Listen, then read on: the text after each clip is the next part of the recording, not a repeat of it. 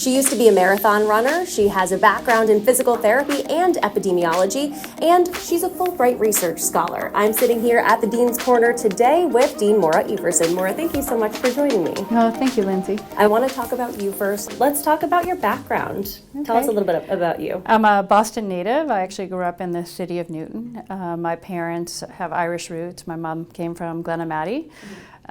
Most of my academic career has been in the Boston area or abroad. I know that you spent some time in Ireland, right? Right.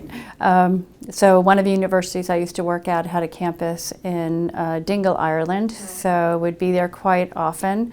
And one of the things I'm proud about is Dingle is a very remote area in Western Ireland with a population kind of like Nantucket that blows up in the summer, but in the rest of the year it's pretty much a population of about 10,000 people. So I started a Heart Safe campaign, had AEDs delivered to the area through donations, and a community heart health training program. And how did you kind of get your start and your interest in the healthcare industry, in the healthcare field, I should say? I think I'm typical of most people that have started in physical therapy. When I was younger, I'm from a very big family. My brother developed a bloodstream infection that left him quite sick and in the hospital for a very long period of time, and he was young at the time. He was 13. So that impacted his bone growth, which led to him to have a long stay of physical therapy. So I met a physical therapist. I thought it was pretty interesting, and decided to pursue that as one of my first careers. Tell me a little bit about your family, and do you have any pets, or what can you share about that? Sure.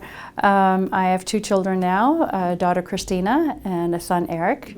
I have a Great Pyrenees. I love dogs, so Great Pyrenees are mine. So right Beautiful now, dogs. Cheyenne, pure white. It looks like a polar bear when I'm walking her. God. When you're not being a dean, when you're not here and really just talking about health and wellness, what are you doing with your free time? Whatever free time you might have, right? Yep, exactly. I mean, I love fishing. I have a house on Cape Cod, so swimming, fishing, going out on the water. I used to be a marathon runner, so hopefully getting back to that soon. I like to make clothes, so I knit a lot for, I have a lot of nieces and nephews, and I have a grandchild now, Cameron. Congratulations. Thank you. Tell me a little bit about your background in the healthcare field.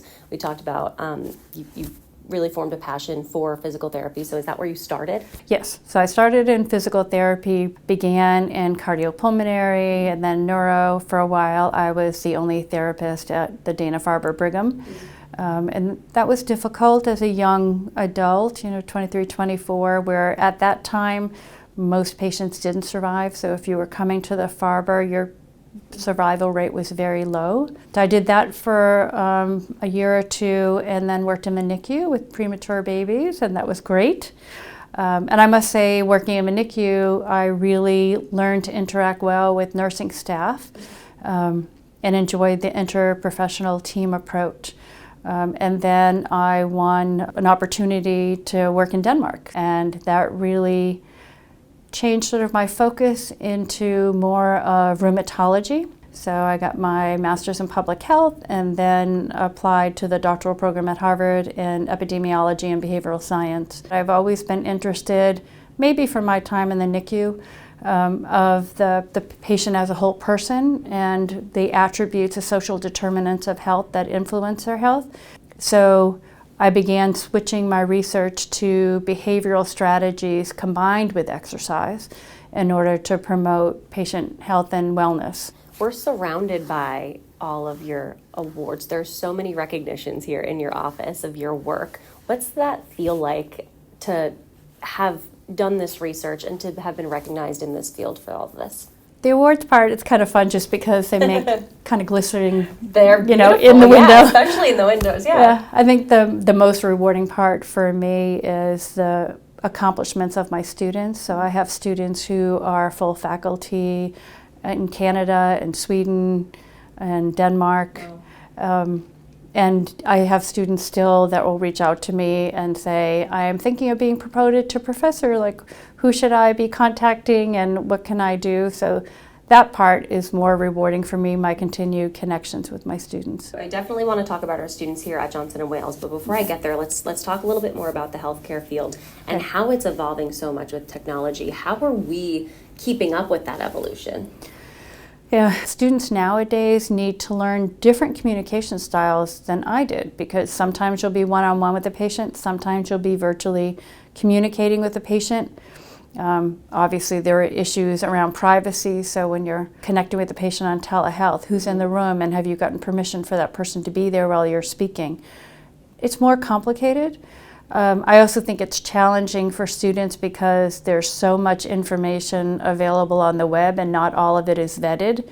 So there can be a great deal of misinformation that's provided. So, teaching students what websites to look for when they're garnering information is important, and not relying on AI to come up with a summary. While AI has many benefits in different domains, I worry about really honing your clinical decision making when you rely on a computer to synthesize the information for you. Of course.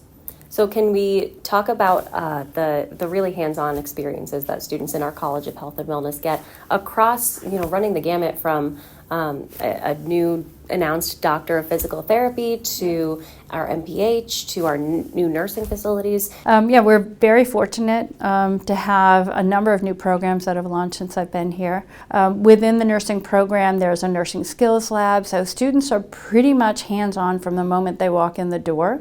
You're out in the clinic a few days a week, and you're in the building here in Johnson Hall a few days a week.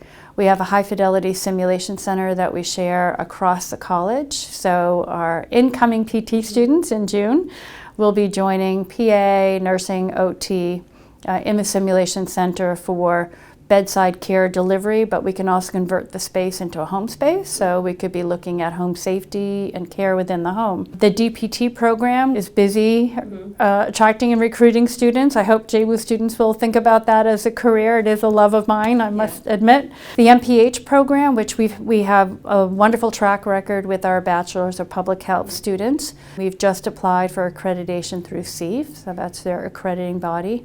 And that's going to be a generalist MPH, which actually is a great approach, I think, because it allows for a lot of flexibility. Students, whether you're undergrad or graduate, can do a DEE experience with one of our community partners or be doing an internship, which they call APEs, in public health. We also have a master's in clinical nutrition and dietetics, which we're very proud about. And we've had a wonderful history of dietetics and nutrition within the university, both within culinary, with the culinary nutrition, but also with our dietetics and nutrition program. All of the College of Health and Wellness graduate programs have a food as medicine type of course embedded in it. So if you're a physician assistant student, which celebrating 10 years too. Celebrating 10 years, yeah, kudos to them. We've also been working on a teaching kitchen, trying to expand the concept of not only maintaining nutritional value within the food, but thinking about individuals with different physical abilities being able to cook in the kitchen. So there are many opportunities for experiential learning within the community. What excites you most about Johnson & Wales' future? I think, as you mentioned, the hospitality piece. I was recruited here to help to build programs within health. So we are the youngest college. It's a chance to build a reputation in health, to leverage the culinary history, and as hospitality, for example, thinking about educating our students to really value the patient experience and to assess the patient experience. Those are all elements that make Johnson & Wales different from the other universities that I've worked at.